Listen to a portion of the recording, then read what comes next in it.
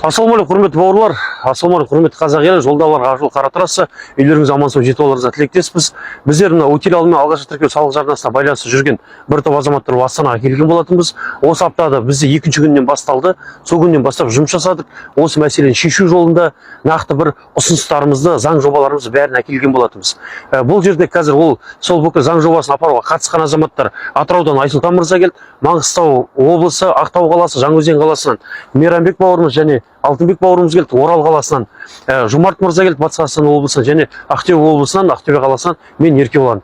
Және де бүгін осы жерге келе алмай, бірағында басқаша қолдау білдіріп отырған азаматтар ол облыстар Қарағанды облысы, сонымен қатар Шымкент қаласына алғысымыз шексіз, және осы облыстан келген азаматтарға алғысымыз шексіз, уақыттары бөліп келгенге, және де бүкіл WhatsApp, Telegram чаттағы азаматтар бәріңізге көрсетіп келген қолдауларыңыз үшін шексіз алғысымызды білдіреміз.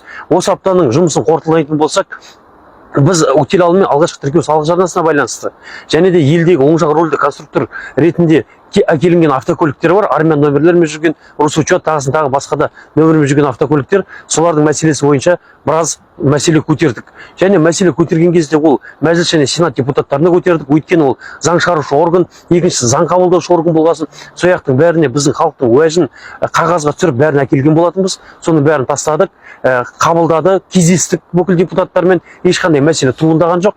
Әттеген-ай деген бір-екі оқиғалар болды. Өздеріңіздің кешеден WhatsApp чаттарымызға жіберген мәселені білесіздер. Бір-екі азаматтармен кездесу керек болды. Сенат төрағаларымен және де мәжіліс және сенат депутаттарының кейбіреуімен кездесе алмадық. Бірағында бәріміз бір жағадан бас бір жерден қол шығарып істеген мәселемізге байланысты, сол жерде ұйымдастырған акциямызға байланысты қозғалды. Ол жақтан да кері хабарға шықты. Сол үшін сол жерде әлеуметтік желілерді қолдағандар үшін тағы да алғысымызды білдіреміз бүкіл группаларға. Қолдады, сөйлестік, хабарластық, амандық болса тағы да кездесуге уақыттарды тағайындаған болатынбыз. Ойысып біздер қазір осы ең бір қиын уақыттың ішінде осындай заң жобаларымызды бәрін әкеліп, соны өткізу барысында қолдап жатқан қолдауларыңыз үшін шексіз алғысымызды білдіреміз. Бәрі кездесті, бізбен сөйлесті, ешқандай жоқ, мына заттарыңыз болмайды деген жоқ. Өткенде әкелген кезде бір-екі зат ішінде түзетіп алып келдіңіздер деді. Соны түзетіп әкелдік. Тағы да қосымша мынаған байланысты тағы да хабарласамыз деді. Соның бәріне уәделесіп жұмыс жасап жатырық. Енді қалған заттардың бәрін осы жерде, осы біздің бір апта бойы істеген жұмыстарымыздың ресми ақпараттар амандық болса, ресми өкілдердің өздерінен шығады. Оны міндетті түрде бұқаралық ақпарат құралдарынан немесе әлеуметтік желі платформаларын міндетті түрде көретін боласыздар. Ресми тұлғалардың өздерінің айтуы. Енді біз осыған дейін бірінші рет айтып келе жатырмыз, ресми тұлғалардың өздері айтады деп. Соған енді алдынан бері күттіңіздер ресми тұлғалардың жауаптарын шыққандарын. Енді сол өздерінің ресми жауаптарын, ресми айтатындарын, жариялайтындарының күні жақындады, құрметті бауырлар. Амандық болса, енді қазір көңіліміз қуанышты, біраз мәселелердің басын шештік, былайша біраз әңгіме болды, біраз оң шешімдер болды, оң қозғалыстар болды, оң қарсы алу болды. Оның бәрін енді қазір бұл жерде айтып, бұл ресми азаматтардың бізге осы мәселемізді көтеріп жатқан азаматтарға ешқандай кесіріміз тиіп кетпеу жолында сондай айтпай тұрған жайымыз бар. Ол ресми өз азаматтардың айтқан дұрыс болады деген шешімдеміз. Осы күнге дейін көрсеткен қолдауларыңызға көп рахмет. Бүгін келіп жеткен амал мейрамы, жылымыз құтты болсын, жасымыз құтты болсын, құрметті бауырлар. Және де ораза ұстап жатқан азаматтармен оразаларыңыз қабыл болсын. Осындай қасиетті жұма күні осындай жақсы жаңалықтармен қауышатын күндеріміз көп болады деген сенімдеміз. Сол жақсы жаңалықтардың келу үшін біраз жұмыстар істелді, тағы да атқарылады. Жақын уақытта өзіміздің көтеріп жүрген мәселеміздің оң шешімін аламыз деген ойдамыз. Бұл жерде ешкімнің мәселесі кенде қалып қойған жоқ. Өтел алым алғашқы тіркеу салық жарнасы, осы оң жақ рөлді автокөліктердің мәселесі елімізде, соның бәрін көтеріп, оны қандай жолын шешілетінін бәрін ұсынған болатынбыз. Міне жігіттердің куә көздері бәрі болды, бірге болды. Қазір өздерінің чаттарыңызды тағы да ары қарата толықтырып айта жатыр. Сұрақ мәселелеріңіз болса жігіттерге қоя отырасыздар. Қолдауларыңыз үшін шексіз алғысымызды білдіреміз. Тағы да әдеттегідей жолдағыларға Ақжол қара трасса, үйлеріңізге аман сау жетіп аларыңызға тілектеспіз. Үйлеріңіз шаттық, береке, той болсын, жеңісті күндерде қауышқанша әрқашан ауызбіршілігімізді көрсетіп, бір жағадан жең, бір жағадан бас, бір жеңнен қол шығарып отырайық, құрметті бауырлар. Ауызбіршілік болса, жеңіс міндетті түрде халықтікі. Қолдауларыңызға көп рахмет. Құрылтай болды. Құрылтай туралы ойларыңыз қандай, құрметті достар? Айта жүріңіздер, жазыңдар. Жалпы мен ол құрылтайға 2 деген баға беремін. Мектептегідей. Енді себептері көп нәрсе айтылды. Дін туралы айтты, аудандардың аттарын ауыстыру, тарихи мәселелерді қозғады, қоғам болып жатқан қоғамдағы мәселелер, сосын мынау уақыт белгілеу бойынша көп сөйлепті. Жалпы біраз нәрсені айтқан ғой енді. кейбір дұрыс мәселелерді айтқан, бірақ ең бір қатты қынжылтатын нәрсе ол өзіміздің ана тілінде айтпағаны, яғни қазақ тілінде жиналыс өтпеді десек болады. Сол жерде 65%, 70% қазақстандықтар отырғанымен біз әлгі 30%-ға орыс тілінде қызмет көрсетіп кеттік та. Бұл мемлекеттің төмен деңгейі, мемлекет жүйесіндегі өте төмен деңгей. Көрдіңіздер ғой не болып жатқан. Сондықтан ресейшіл адамдар отырған кезде жаңағы соның қандай мәселе айтса да, бұның мәселенің бәрібір ол шеше алмайды. Оны шешетін тек ұлтшыл, қазаққа жаны ашитын сондай азаматтар билікке келсе, сол кезде өзгеріс болады. Мына жүйемен бізде өзгеріс болмайды. Тағы да суға батып жатсыңдар ғой, мінекей. Батып жатсыңдар. Өткен жылы айтылған бұл мәселе. Енді күз келеді. Тағы да жабамыз. Одан қардың астында тағы да көміліп жатамыз. Басымыз көрінбей деген сияқты ғой. Бұл жүйе жұмыс жасамайды. Құрметті әріптестер, қазір біз Бурабайдамыз. Мына жерде қандай ауа, таза ауа, міне сезіп жатсыздар ғой. Осындай таза ауаны әрбір қазақстандық осындай таза ауада өмір сүру керек. Иә, оған Қазақстанда барлық мүмкіндік бар. Иә, президент таза Қазақстан бағдарламасын бекітті.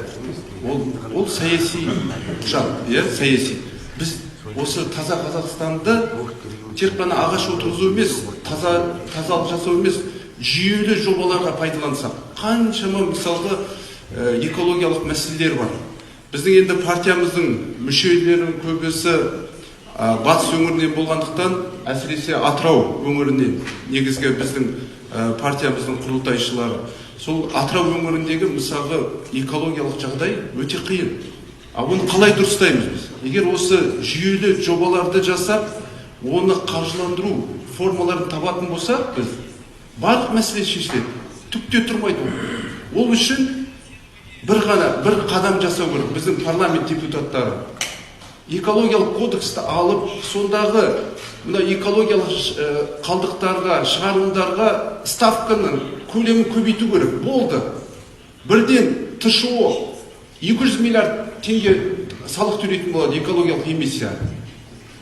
Бүгін күні қараймыз, 1 тонна метанға шығарылымға 73 теңгеден төлеп отыр. Америка құрама штатында $1000, Европада $1000 төлейді. Не үшін?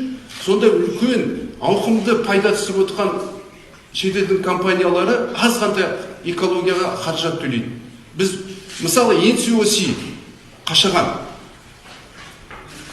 жылына экологиялық эмиссия салық $500,000 ғана төлейді. Білесің, $500,000 біз олардың қоршаған ортаға келтіріп жатқан зиян қайтадан орнына келтіре алмаймыз ғой. Ит балықтар қырылып жатыр. Енді тікелей олармен байланыстыра алмаймын, бірақ оны зерттеу керек. Міне осының бәрін бір ғана қадам. Парламент депутаттары экологиялық кодексті алып, сондағы ставканы көтерсе, бітті. Ана жолы біз осы СРП сұрағын көтердік. Мына Теңіз, Қарашығана, Қашаған компаниялар парламентке келді. Осы мәселе не үшін көтерілмеді? Экологиялық эмиссия кішкентай ғана қаражат төлеп отыр.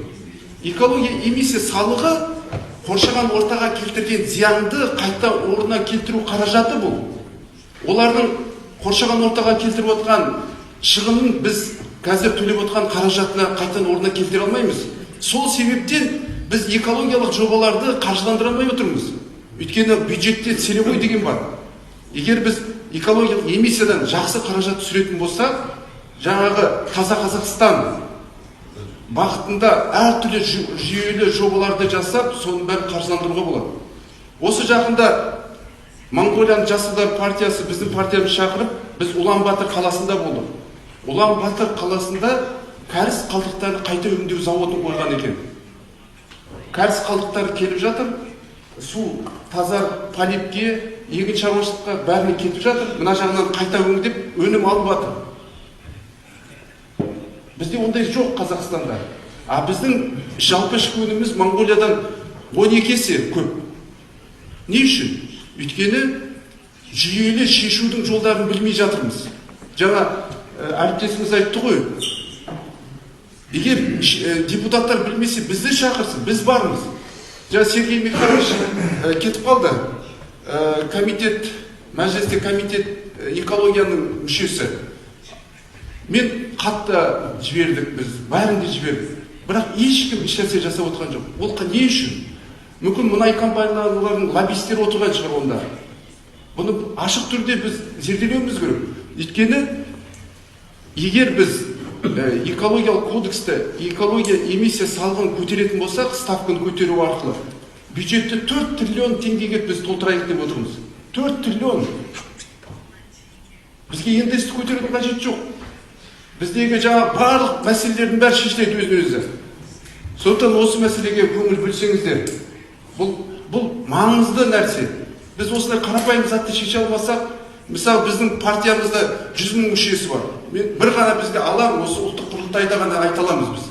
Міне келіп осы мәселені көтеріп жүргенімізге 2 жыл уақыт болды. Ешқандай әлі шешім жоқ. Депутаттармен кездескіміз келмейді, кездескіміз келеді, бірақ кездесе алмаймыз.